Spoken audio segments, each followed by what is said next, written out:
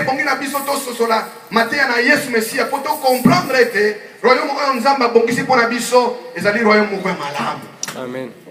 Le diable c'est un tyran, c'est un méchant, c'est un cambrioleur, un voleur, un escroc. Le diable musala na ye koya koluka ko botola oyo malamu yoza nango ko peso biloko ya mabe. Mais bongi na biso to fungola miso. L'évangile ezali ko pesa biso lumière. Ezali ko ede biso to comprendre te. Wumela kati na bokonzi na Nzambe po libanda na yango olamu ezali te. Nalobaki ete mokili oyo tofandi ezali na ekaboyi na banga momibale. Il y a toujours deux choses différentes. Il y a toujours une opposition. S'il y a le jour, il y a la nuit. S'il y a le soleil, il y a la lune.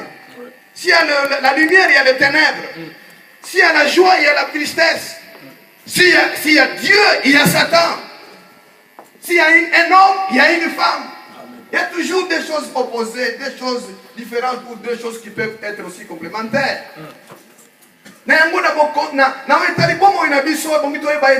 Il y a des royaumes qui nous dirigent. Il y a des royaumes qui sont des puissances. Ceux qui osent dans le royaume, il y a un Nzambe, osent dans le royaume de Satan. Amen. Le royaume de Satan n'a pas de et ça déjà wana. Dans le royaume de Sumu, on est déjà directement lié dans le royaume de Satan. Parce que le royaume de Nzambe est un royaume de Bosembo. C'est un royaume de saints. Alléluia. Nzambe est saint. Parce que quand on est dans le royaume, parce que comment va santo. Amen. Ceux qui ont dit mon sainteté, ceux qui ont dit mon sainteté, le royaume de Nzambe est sanza yo. Mais tous les gens malamu ete Yesu Messia azoko benga mutu nyonso akoma membre royaume na ye. Parce que benga biso na motema ya bo papa, motema ya bolingo. Ayebi limiti na yo, ayebi kozanga na yo, ayebi situation nyonso za na yango, mais azali ko ya lokola garant. O azali ko pesa yo grâce ete bomo ina yo epika malgré nyonso za na yango ya mabe. Alléluia. Nalika ki lelo na partager sur la puissance du royaume des cieux, mais na ko banda na un parabole oyo ko de biso pour te comprendre que le Seigneur nous veut du bien. Matthieu chapitre 22.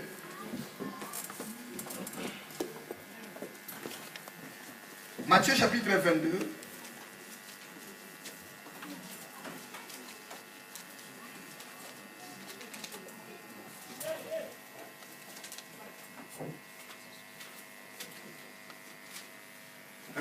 Une parabole, et ça dans Matthieu 22. Jésus prenant la parole, leur parla de nouveau en parabole. Et il dit, le royaume des cieux est semblable à un roi qui fit des noces pour son fils. Il envoya ses serviteurs appeler ceux qui étaient invités aux noces, mais ils ne voulurent pas venir. Il envoya encore d'autres serviteurs en disant, dites aux conviés, voici j'ai préparé mon festin, mes bœufs et mes bêtes grasses sont tués, tout est prêt, venez aux noces. Mais sans s'inquiéter de l'invitation, ils s'en allèrent, celui-ci a son champ, celui-là a son trafic. Et les autres se saisirent des serviteurs, les outragèrent et les tuèrent. Le roi fut irrité, il envoya ses troupes, il fit périr ses meurtriers et brûla leur ville. Alors il dit à ses serviteurs, les noces sont prêtes, mais les conviés n'en étaient pas dignes. Allez donc dans les carrefours et appelez aux noces tous ceux que vous trouverez.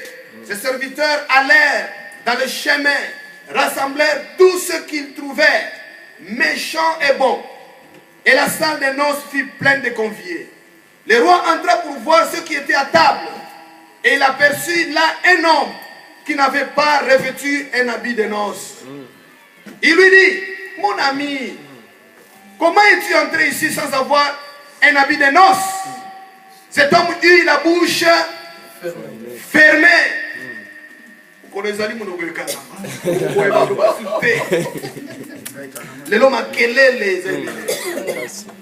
Alors le roi dit au serviteur, liez-lui les pieds et les mains et jetez-le dans les ténèbres du dehors. où il y aura des pleurs et des grincements de dents. Car il y a beaucoup d'appelés, mais peu d'élus. Royaume Yanzambe. Nzambe aza kobenga mokili toya kokota na royaume na ye. Mutu nyonso azali candidat ya royaume ya Nzambe. Ozala malamu, ozala mabe. Ozala na un bon caractère ou bien un mauvais caractère. Ozala na makambo sala ya mabe na kala. Nzambe aza na posa na yo. Ete abikisa bomoi na yo okota na bokonzi na Nzambe. Biso batu tobotami na mokili oyo toza na âme. Âme na biso to molimo na yo ekufaka te. Nzoto na yo un jour ekozonga na mabele.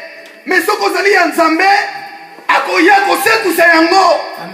Donc toza ba être moko différent na bandeko na ngai. Molimo na kota na mabele te.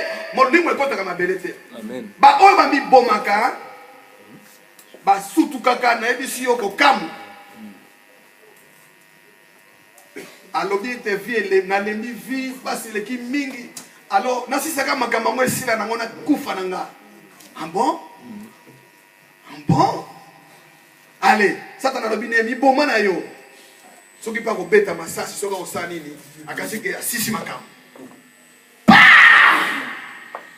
Surprise que oh amemoni azali banda. Mais amoni nzoto na ye eza ya kotanda. Oh, nakufite.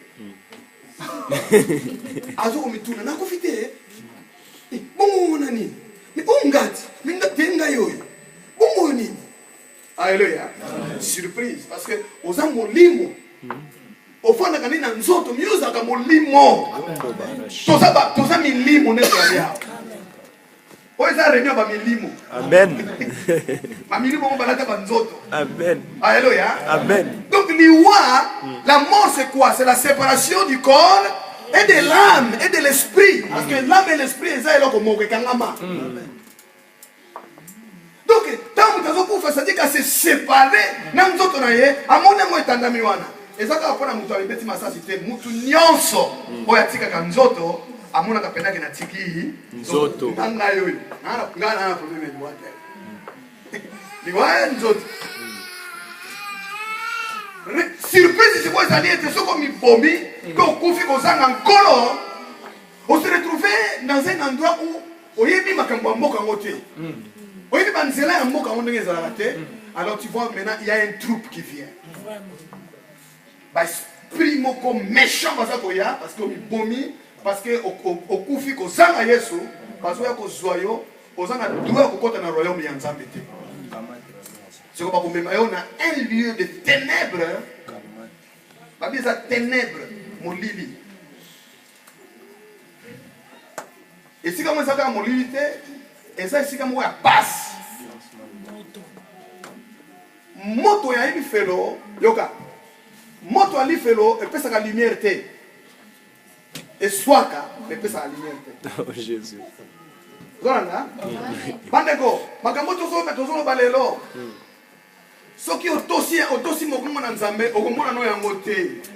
Ozali préserver na royaume ya Nzambe. Amen. Mais soki mutu a mona mo pamba. Akose rappeler oyo docteur wana utaki na Angola za koloba yangolo te. Mais vous êtes trop tard.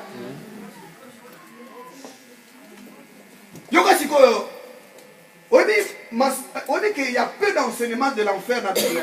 La Bible de l'enfer. Pourquoi? Et ça tellement est. Jésus a parlé peu sur l'enfer. Mais dans mon keka et ce qu'on sait déjà ici comme terrible. Na parabole on a so ba bien été muto bakanga ki wana zakine lamba ya fête te baboka ke wapi alibanda na un lieu de ténèbres là où il y a des graissements dedans des pleurs et des graissements dedans les feloko batu ba mona ka ngolo ko la blague mais c'est une réalité c'est la colère de Dieu obi Nzambe azali Nzambe avec extrême Dieu c'est un Dieu des extrêmes c'est-à-dire soki alingi yo akolinga yo na bolingo moko ezanga suka ekenda soki pe ayini yo oyinango peza ya ekenda soki alingo pambola okopambola yango ekenda amen Ce qui peut maudire, il y a une malédiction, c'est Kenda. C'est Dieu de l'extrême. Amour na ezali insondable, c'est mon nez Kenda. Kanda na épée et Kenda. Au fait, nous avons ça qui fait le point à battre. Ça qui a un point à la Kanda na épée pas na ange ou à télémina qui est. Merci. Nous avons ange au télémina ou au télémina ngai nzambe. Na kola sosi ko Kanda na. Atia li fait le wana pona Satana. Na ba ange au ba télémina qui est. Mais si ko yo mutu. Pourquoi tu as continué Nzambe bongo bongo la motema na yo. Il faut se repentir. Il faut yambo la masomo na yo potika yango. Il faut okwa ko ye pa na Yesu ndimelo ko la monkolo pe mobikisi. Pe otika ye a rene na bomwe na yo. So kite oko kende na sika o ezaki pona yo te. Si ko yoka description ya muke ya enfer. Bible azope sa biso bien. C'est un lieu de ténèbres. Ça veut dire que dans les félo ko kanisaka te ke soki muta ko mina li félo akomona ba misusu. Non. Nali fait le roi pour que ne kuna ressentir le roi de mon climat biblica. Kakangama Nazalia. Isolé. Est-ce que vous avez un danger à mon ennemi? Parce que la loup landonga. Kainan sonico. Liwa va te belé. Et ça va na sonite. Ils sont tous autant non. Ceux qui na classe wana. Jour on a tous les interrogations. Tout le monde a dit zéro. Et comme il a moins zéro. Ah, yo suis zéro. Oh, bon, on est où tout professeur. Attends, c'est bien. On va reprendre, hein? Yo suis zéro. Si vous imaginez tout le monde a dit bien, yom tous à zéro. Oh là, ça peut dans mon tout.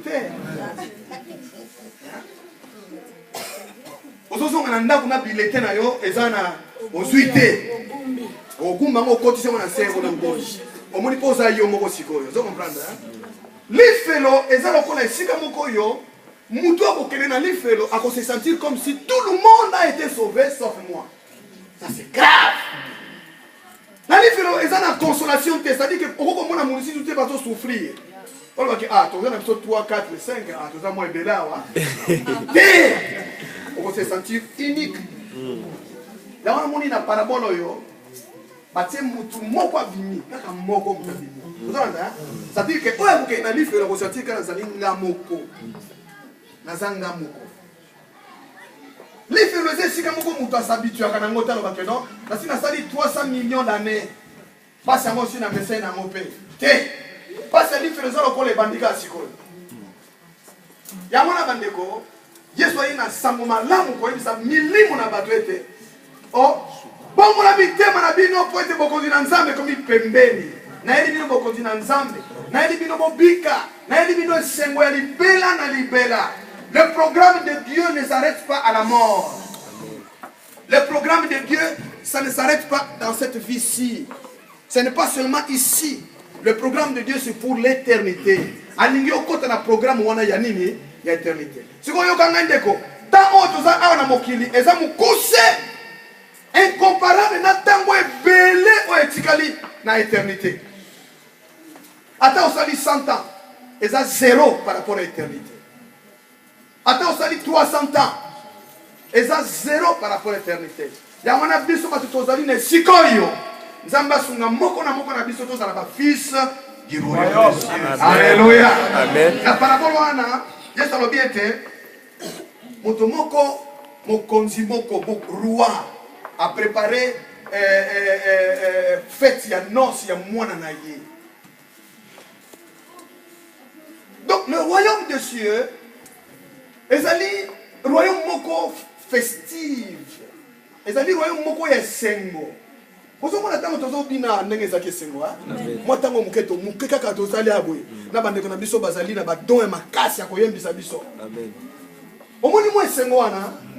Siko lola eza eloko ndengona ya libela. Na libela. Jésus. Donc tozana sengo moko ya fête. Tant que vous avez fait, vous avez fait, c'est moi qui ai fait. Vous avez fait. Tout le monde a ça qui toko. Tout le monde a là bien.